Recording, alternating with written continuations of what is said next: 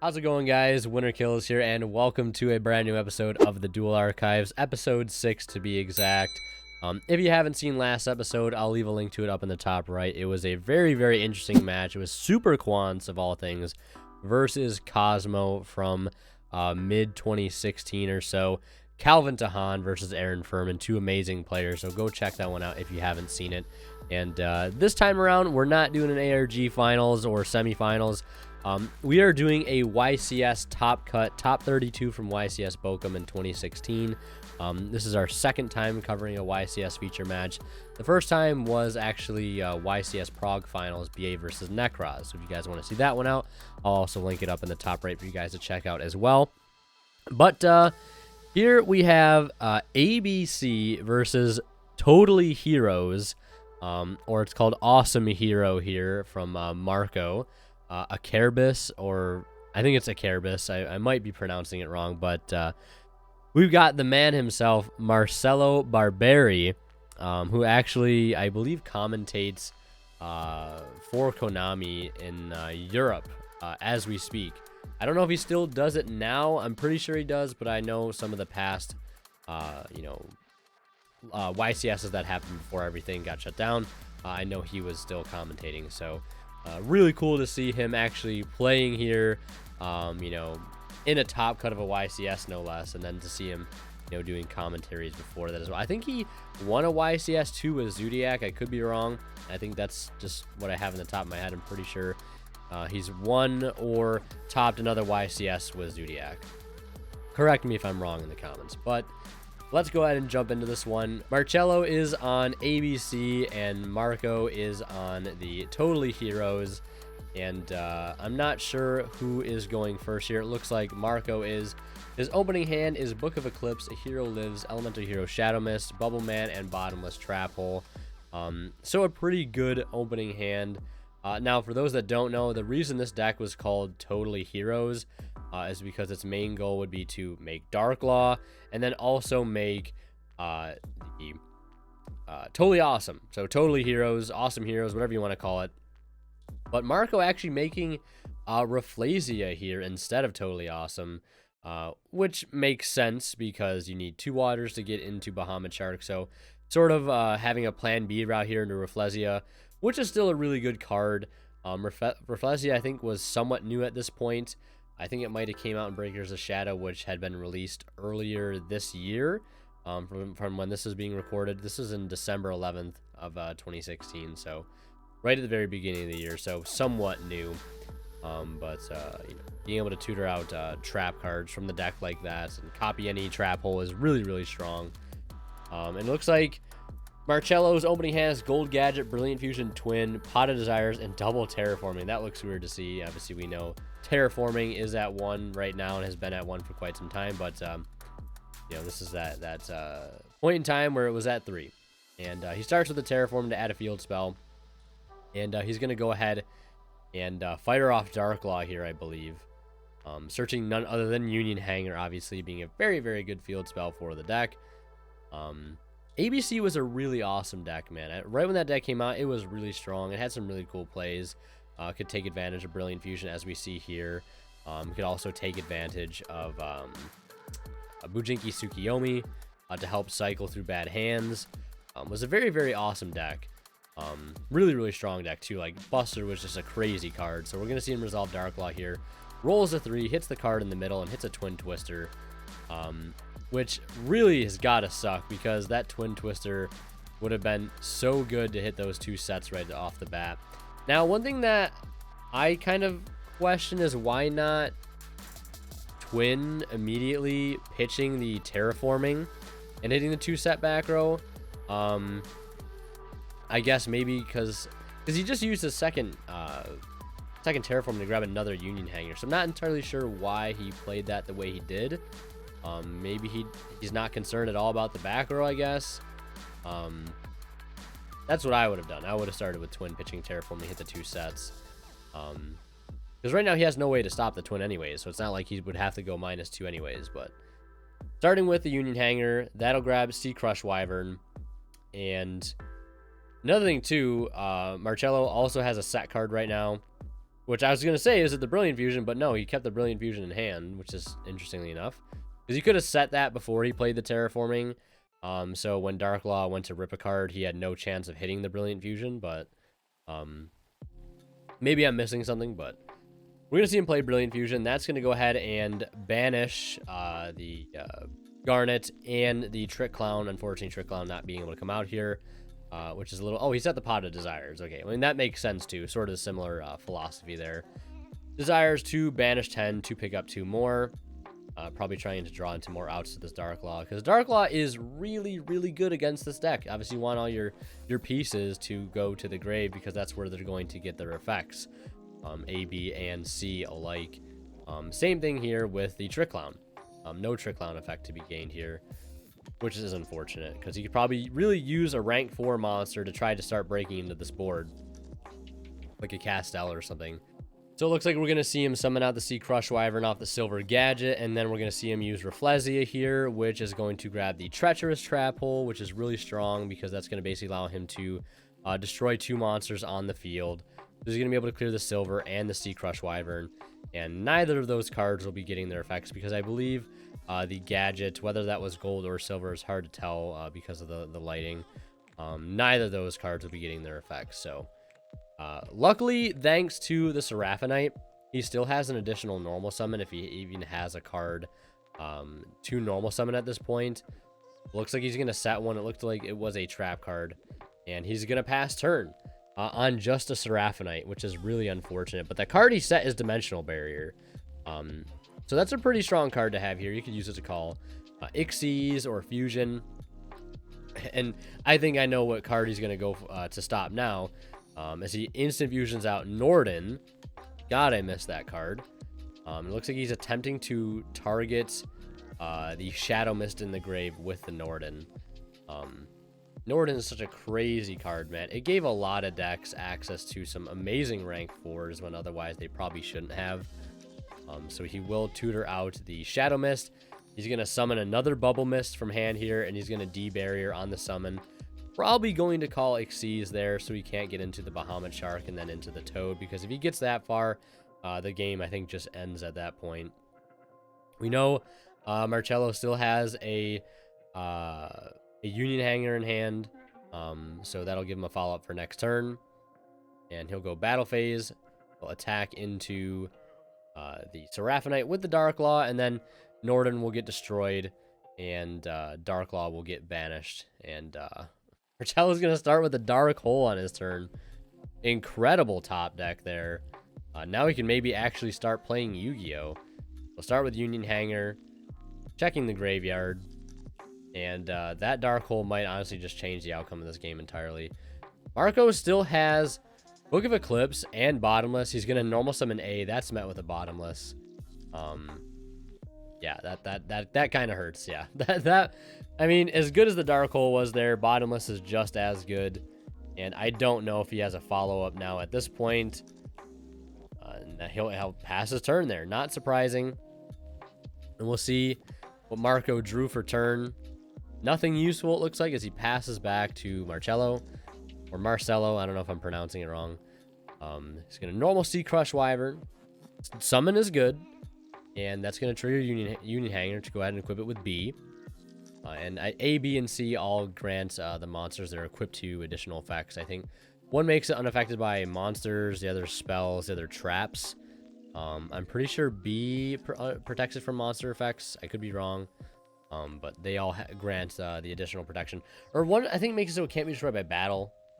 I know they grant those additional protections. So he's just going to normal summon C, equip with B, swinging for a little bit of damage. And Marco is only at 1,800 life points to you right now. So he is on a clock. He needs to do something. Looks like he drew Tin Goldfish. That's a throwback card to see. And the reason he's playing Tin Goldfish is because he can just use it to bring out another level 4, I think, when it's normal summon. And that's just going to help him turbo out, like, you know, the Bahamut Sharks. He can bring out Bubble Man, all that stuff. Just turbo rank 4s. That's all he wants to do. Going to go to the battle phase with the Sea Crush Wyvern. And then, or looks like he's not going to the battle phase here. He's just going to unequip B and then trigger Union Hanger to equip it with A. So right now, this is definitely going to be game if he doesn't have something, but we know he has the Book of Eclipse, which he has to use here or else it's going to be game. The only downside to that is he is going to have to give his opponent 2 draws in the end phase. Or we might see Marcello make a rank 4 here, which is totally not out of the realm of possibility here. But what will he make, though? That's the real question. Castel comes to mind. I don't know if Tornado Dragon was out yet. I think that came out Maximum Crisis. So Tornado Dragon is not an option. Tsukiyomi is a card that he could go into. But looks like he's just going to call his opponent's bluff. Try to swing in for game. There's the Book of Eclipse. Both those monsters are getting set. I believe he could trigger A here if he wanted to. But see what he has here as a follow-up. Wouldn't be surprised if he just passed because he will be getting 2 draws thanks to the Book of Eclipse. One of the biggest downsides of Book of Eclipse, but I mean, in a format where there really wasn't a card quite like it in terms of outing boards, especially since it didn't target, like that was huge. It allowed you to just completely out a board. And then a lot of times you didn't have to always worry about like the draw effect if you could clear the opponent's board. But it looks like Marcello's going to be able to get into the ABC Dragon Buster here regardless, which is really strong. I mean, you either take the draw 2 in the end phase, or you establish Buster, which is really awesome. And he's going to pass turn. Marco's going to start with Tin Goldfish. That's going to bring out, not Summon Sorceress, but a Summoner Monk, which is an amazing card too. See again, Summoner Monk, same thing. Pitch a spell, summon anything at level 4 from deck, and just allows you to turbo out rank 4s. And especially Shadow Mist being a level 4, being such an incredibly good card for the deck. Being able to have multiple ways to get that out of the deck or out of the hand, and also make rank 4s. Incredible rank 4 toolbox that can also have access to Darklaw. You can start to see why it was a really, really good deck. Very consistent as well. Access to some great rank 4s like Rafflesia, Bahamut Shark, all that. And Darklaw, like I could talk all day about Darklaw. Like Darklaw is just such a good card on paper. But we'll see if Marcello has any response here. Doesn't look like he has any cards in hand, which is really unfortunate. Or no, he does have a card in hand. Okay, I was gonna say I was wondering if he had a card or not for his Buster, but it looks like he does. Pitching Gold Gadget to go ahead and banish Shadow Mist, which I think is definitely the right call. Shadow Mist does have an effect when it hits the grave. Probably doesn't want him to get that. Bahamut Shark is unfortunately out of the question right now since he needs 2 waters for that. So he's going to go ahead and go into number 39 Utopia. Okay. And then into Utopia the Lightning. Okay, so that makes a lot of sense. Utopia the Lightning is a great card. Detach 2, I believe.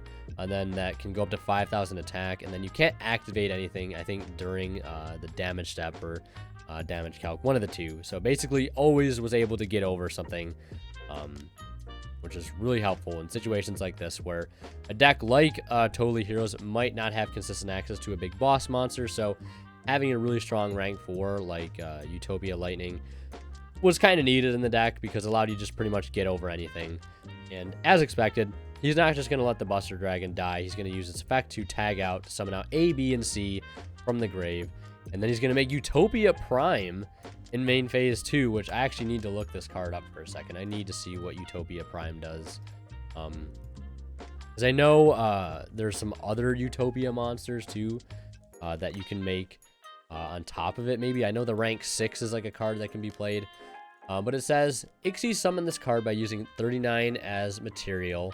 If your opponent's life point is at least 3,000 higher than yours, you can detach 3 extremes from this card and pay life points so that you'll only have 10 left. Destroy as many special monsters your opponent controls as possible. And if you do banish them, then inflict 300 damage your opponent for each monster banished. Wow. If he resolves this card here, I will actually, like, that's actually goated. Like, he is well in that life point range. He's 1,800 to 8,000. He's going to destroy all 3 of these and banish them. Imagine if Zeus was legal. My goodness. Well, we'll see what he does here. He's going to have to detach 3 and go down to 10 life points. This is some, like, anime level stuff right here. So, Marcel is going to go ahead and read this card, and understandably so. Like, that's a card you're going to want to read. You're going to be like, wait, it does what? It does what exactly? And you got to love how much attack it has. 2,510. So he's going to detach 3. He's actually going to use it. Detaching 3. Destroying and banishing. All 3, except for A, though, because it does have the protection from B, because I think it makes it unaffected by monster effects. So he'll destroy and banish those 2. And then I think I gotta read B Buster here. I'm trying not to pause the video a bunch because I know that can be a little annoying, but there's sometimes cards I want to look up first. Let's see. Also, if the equipped monster would be destroyed by battle card effect, destroy this card instead. So he targeted all 3, which he can legally do. So just the B will get destroyed. And then B, when it hits the grave, he can add a union monster from deck to hand. So we'll see if he goes ahead and uses that. I don't see why not. Research. I think Marco may have overlooked that. But I don't think it matters so much. He's going to go into the battle phase and run over A. A is going to recur 1 back. Interesting enough, I don't think he used B unless I missed it. Maybe he's out of targets. Because I don't think they were playing like other like tech union monsters like we see nowadays in ABC, like Union Driver and that other level 3 one. I forget its name, but Marco isn't drawing to, or Marcello did not draw well for turn. I think he drew Max C, passes it back to Marco. Marco doesn't have much to do either, so he's going to swing in with the Utopia Prime for 2510, and Marco is literally at 10 life points now, which I find so hilarious. And he's going to pass turn. And Marcello draws Instant Fusion. Talk about a really good top deck. Pay 1,000, absolutely. He's at 4890. These life points are crazy, man. Yeah, so he's just going to make Castel's game. He just has to literally breathe on him, and he takes the game there. So, wow, that was actually a really good game 1. Utopia Prime, man. What a card. Like, I did not expect that. That was really cool. So, these guys are going to go ahead and side deck. We'll go ahead and skip through that. I wish I could probably find deck lists, but the last time I tried to, I really couldn't. Also, sometimes on the bottom of the screen, they tell you what the top, like, 32 are, but I don't know if they're doing that this time. At least when I did the YCS Prague one, they did.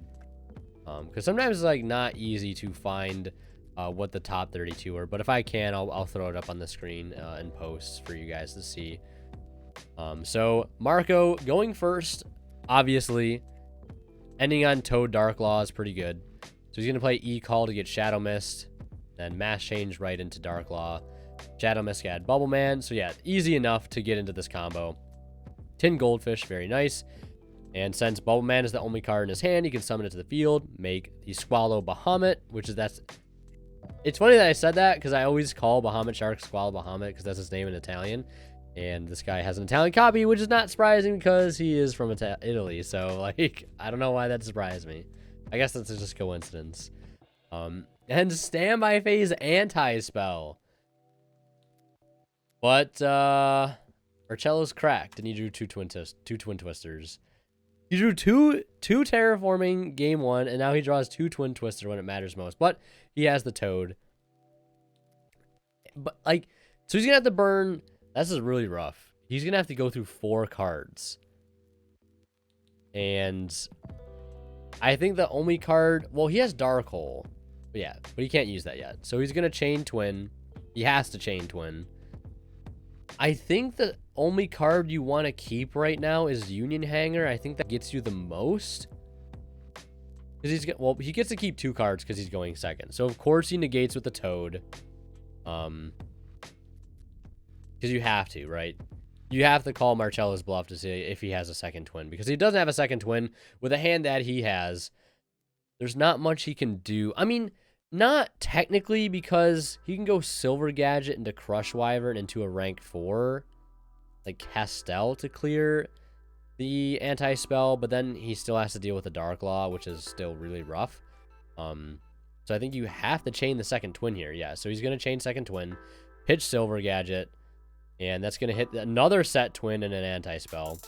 So he just had to ditch 4 cards out of his hand, leaving him with the Union Hanger and one other card, which I can't remember what it was, but they just showed what was up on the table. Dark Hole. So yeah, keeping Dark Hole Union Hanger is pretty damn good. So Marco goes ahead and sets the twin, and Dark Holes him, man, so good. That Dark Hole has been so loyal to Marcello this entire match. And it looks, I hope that's like an LOB super rare, man. That'd be the sauce. So loyal, though. Yeah, and I figured he'd keep the Union Hanger because Union Hanger would get him a search. He can normal summon and then Union Hanger equip from deck to grant at least some protection. And then if his opponent does anything to those cards, he can get resources from the deck. Probably B. I feel like he's definitely going to grab B here, or at least equip B, because B can add any Union from deck. So we'll see what he grabs off the Union Hanger. And I don't know what Marco has in hand at the moment. He added back what looks to be Bubble Man off of actually not sure how he got that back, but oh, he got it back off of the Toad. That's how he got it back. Duh. So yeah, he searches A, normals A, equips with B, makes the most sense. Swings in for 19 and passes turn. And Marco starts with Pot of Desires. Man, this card was hot, man, when it first came out. This card was in every deck. I remember all the debates everybody had, like, oh, is it a -9? Like, or like, should you even play it? Like, people were very back and forth on Desires, but the card was nuts, man. Looking back in retrospect, like, if you weren't playing Desires, like, if your opponent was on Desires and you weren't, like, you just got so behind so quickly. And it's crazy to see now with how many different pot cards have entered the game, how, like, overshadowed Desires has become, but, like, it's still an awesome card, especially if it fits your deck building. You play a bunch of 3-ofs, right? So Tin Goldfish into Bubble Man, into Castel. I love Castel. It's one of my favorite rank 4s. Shuffles back B, runs over A, and gets in for 100 damage. And getting over the A is nice too, because I think A adds back from grave. So he has nothing in his grave right now, so he's essentially top decking. And what did he top deck? That's the real question. So he passes. Marco swings him for 2k. Passes back to Marcello. He draws a trap for turn. It looks like it's D Barrier.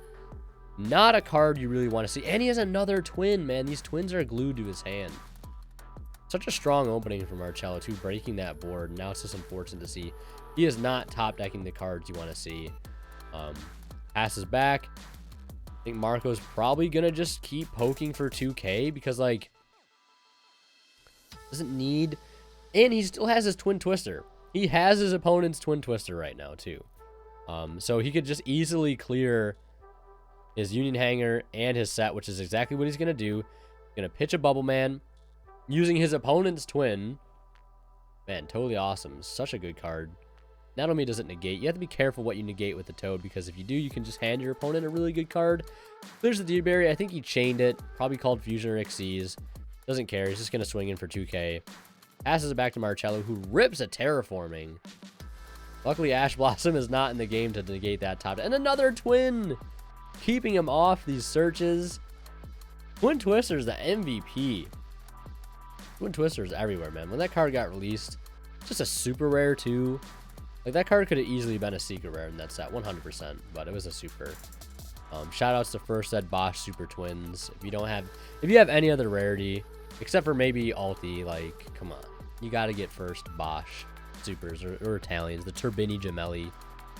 Such an incredible card. So, after the Union Hanger gets hit, there's really not much he can do. Passes it back. Normal summon Shadow Mist. Swings in for more damage. Puts him on a 1-turn clock here. Did Marcello top deck the card he needed to? Danko Seka's pretty good. Gets over the Shadow Mist. But Danko's at 17, I believe. And, rips the Instant Fusion. Oh my god. Rips the Instant Fusion. He's got plenty of targets in grave for Norden. And yeah.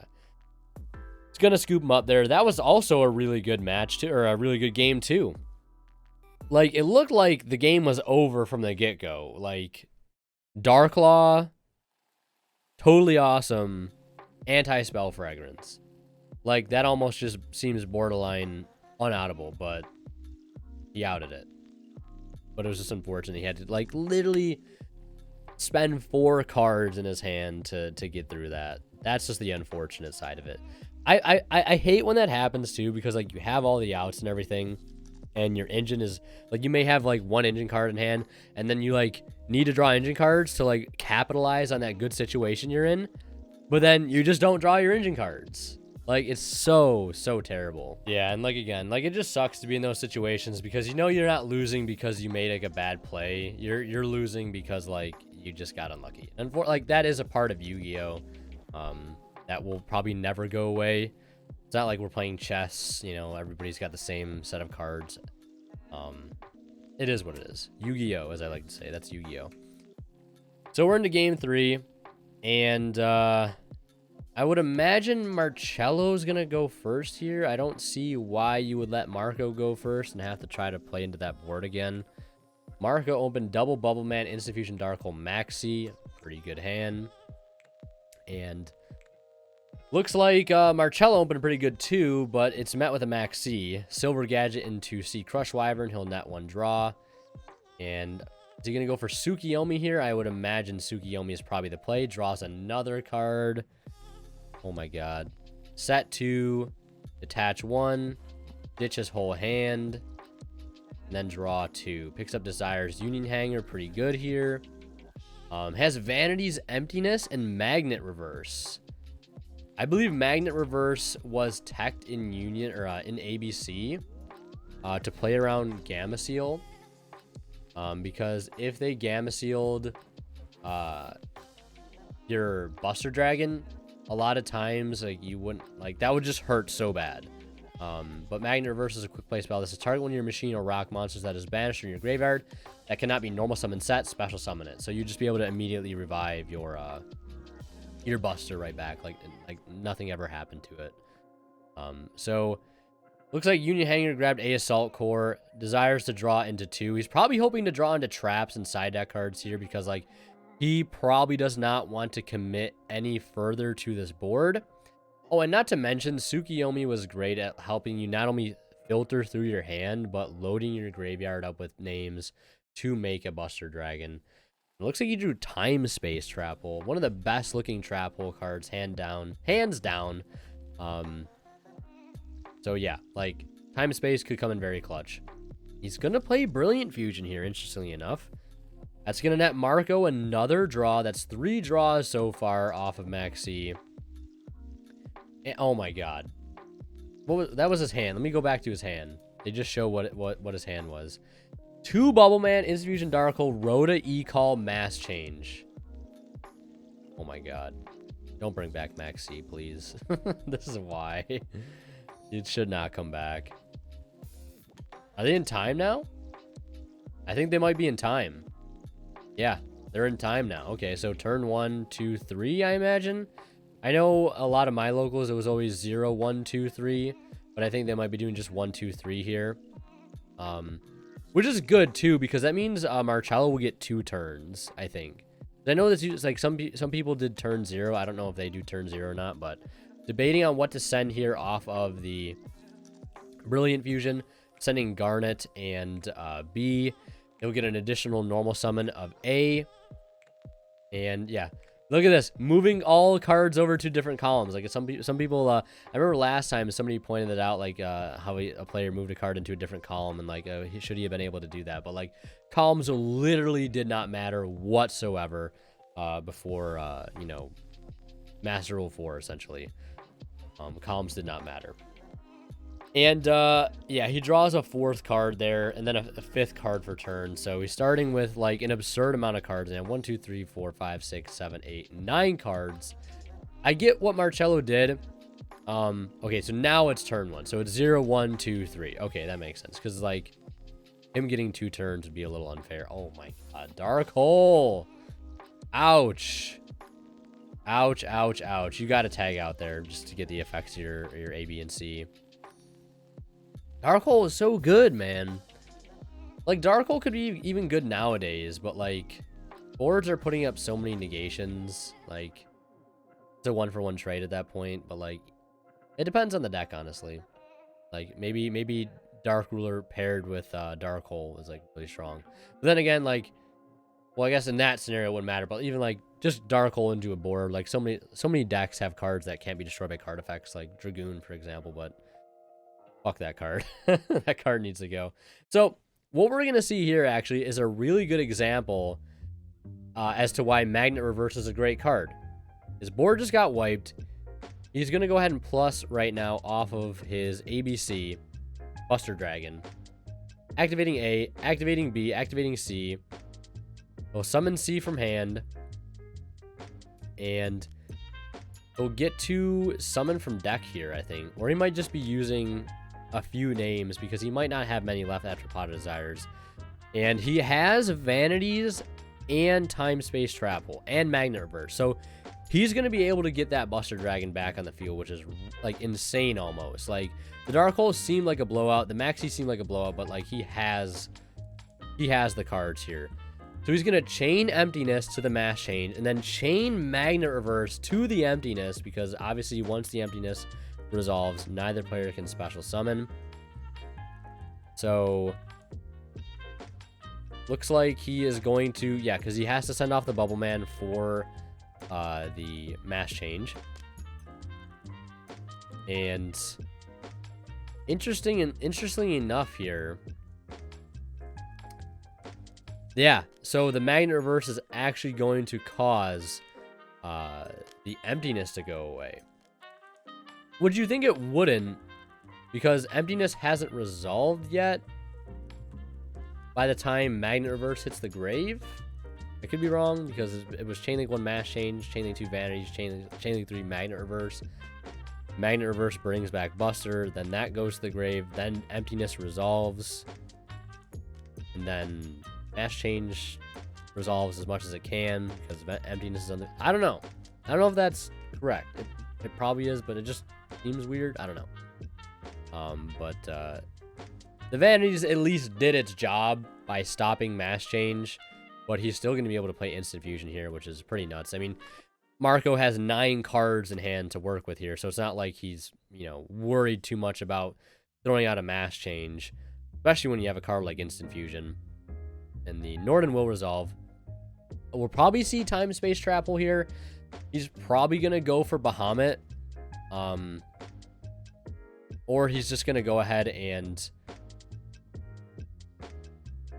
Wait, what just happened here? Oh, okay. He banished the Norden. Okay. For a second, I was like, wait, why did they both leave? But when Norden leaves, the card it summoned gets banished. So now it's turn 2. Marco still has Buster. And even with all the cards that Marco had, he still can't do anything. Which is shocking. But I guess his deck only... Like, his deck can only do so much. Like, let's be honest. His deck can't do that much. It has a low ceiling, but it's very consistent. Like, he did his Mass Change play. He tried to make his rank 4 play. Like, his deck literally just can't do much else outside of that. Marcello's going to make a second Buster Dragon now. Yeah, this game is probably over. I'm not actually sure what Marco has set right now, but Marcello still has Time Space, which is huge. Like, if he gets into Rafflesia, he gets into Bahamut, you can just pay up numbers of 1,000, multiples of 1,000, I think, to shuffle those extra deck monsters back into the deck, or the extra deck, negate the summons. So, pretty solid card in this matchup. So, it looks like he's going to equip C to one of the Buster Dragons. And is he just going to go right ahead and swing for 6? I mean, I could get why he wouldn't, because he's so very close to gaming him, because his, Marco's only at 7,000, so he might be looking for a way to go for a game. And the real question is if he can find it or not. Looks like he's just going to go ahead and use one Buster Dragon to pitch a card to banish one of the sets. And looks like he pitched just a dead, or a Terraforming, which might be dead, thanks to Desires. What is that last back row, though? Rhoda? Okay, they keep switching cards in hand. Okay, Marco has 2 Shadow Mist and a Bubble Man in hand, so that explains why he couldn't do much. He just drew into not good cards off his Max C. which again is luck chance. He's going to make a third Buster Dragon. He decides that he's just going to go for it. Wow, what a big killer. Going for the third Buster Dragon and going for a game through Maxi. Now, to be fair, Maxi did not draw him into good cards. And again, his deck has a very low ceiling, but he probably would have liked to draw into more side deck cards, but it is what it is. Maxi's still a disgusting card. 9 cards starting your turn with, my goodness. Both of them had some very unfair cards. Like he had Emptiness, he had Maxi. My goodness, that was a really good match, though. I can't even say anything negative about that match. It was a great match. I think both players played exceptionally well. And Marcello moving on to top 16. So thank you guys for watching this episode. If you want to see more of my content, click on one of the videos popping on the bottom of the screen right now, and we'll see you guys in the next one. And last but not least, a special thanks goes to all of the members that support this channel, but a special thanks goes to our Divine level channel members who go above and beyond to support, and they are Cadillacs84, Pony Stark, and Keith Siggers. Thank you guys so much as always for your extremely generous support.